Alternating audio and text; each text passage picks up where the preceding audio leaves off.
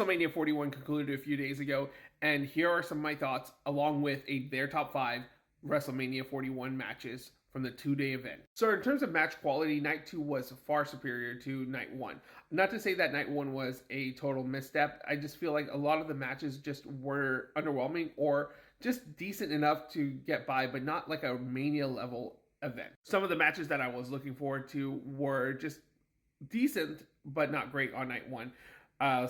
Charlotte Flair versus Tiffany Stratton, LA Knight versus Jacob Fatu, even Jey Uso versus Gunther, which I was looking forward to. But main event of night 1 was phenomenal and a far better main event than night 2's main event. Night 2, on the other hand, had a lot of great matches, and a lot of which are going to make my top 5 matches of the weekend. But the main event left us a little underwhelmed, I will say. But aside from like what the storytelling is doing, which I think is brilliant stuff, it's just John Cena just giving us nothing. Like, this was supposed to be that grand pomp and circumstance kind of moment, and he's just not delivering on it, and it's very deliberate and intentional. So I do like where the storytelling is going. The match itself was just solid. Like, it was a solid match. But having said that, let's get into the rankings of the top 5 matches. Number 5. I can't count this like as a complete match, but for the short time that it was on screen, Joe Hendry versus Randy Orton was a fun addition to the card. It was last minute, but what we got was something fun. The crowd was all like in it, and they were all enjoying themselves. So that's what really made me kind of consider this in the top 5. If this wasn't here, I would probably have put the Jade Cargill and Naomi match. That was actually surprisingly good from night 1. Number 4, Logan Paul versus AJ Styles. And you know for a fact that AJ Styles can wrestle and makes everybody look great. And Logan Paul always makes himself look great. And he is just such a natural in ring. And this was such a fun, kinetic match. I was kind of disappointed with the outcome of Logan winning, but there were some really great spots here.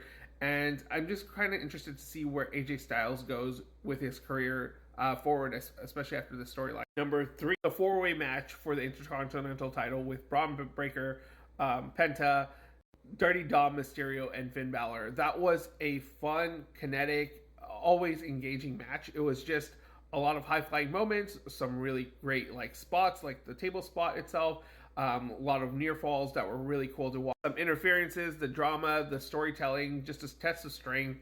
Braun Breaker looked like a beast, and just seeing Dominic finally win a singles title on the main roster is something amazing, because this man has a future ahead of him, and he's going to be one of the top stars, and this is a great stepping stone for him.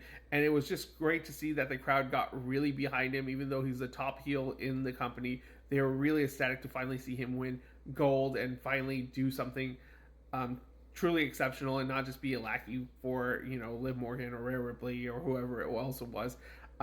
So I'm really interested to see where his character goes and develops, and the dynamic he has with Finn Balor and the rest of the Judgment Day. Number 2, the girls brought the heat. Rhea Ripley versus Bianca Belair versus Io Sky for the Women's World Heavyweight Championship was a match. Great opening.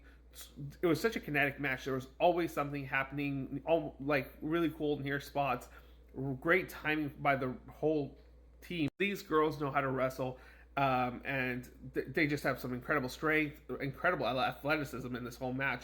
Io Sky is phenomenal in terms of her aerial and her athleticism, and Bianca Belair, we already know, is just a superstar, and Mommy always is on top. It was finally cool to see that Io Sky isn't an afterthought, and she put 2 of the main like headliners of the current day female wrestlers in their place, to show that she deserves the spot that she has. But I do wish that one day we do get that Rhea Ripley and Bianca Belair match, because that is going to be some phenomenal stuff. And number 1 is definitely the Tribal Chiefs main event match from night 1. Roman Reigns versus CM Punk versus Seth Rollins. This was just pure cinema. I don't think any of us expected where this was going to go.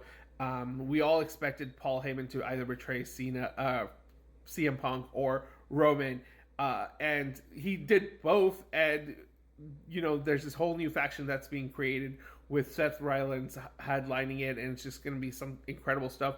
It was just great storytelling, and it was just interesting and fun and engaging, and it just had me in awe the whole time. It was just watching a movie play out in front of me. Poor Roman is always betrayed by the people that he trusts the most, and that's unfortunate. But all three of these guys had great chemistry, and it's just kind of great to see that Rollins is taking that pedestal of the main roster again, or the main eventer that he is and can always be. And it's going to be interesting to see. He always does really well when he's a heel versus when he's a face. But overall, WrestleMania 41, while not as good as the last couple WrestleManias as a whole, the main event did deliver. Some of the great storytelling is good. There were some great moments, and it was kind of a passing of the torch to the next generation of superstars, and it was just incredible to watch.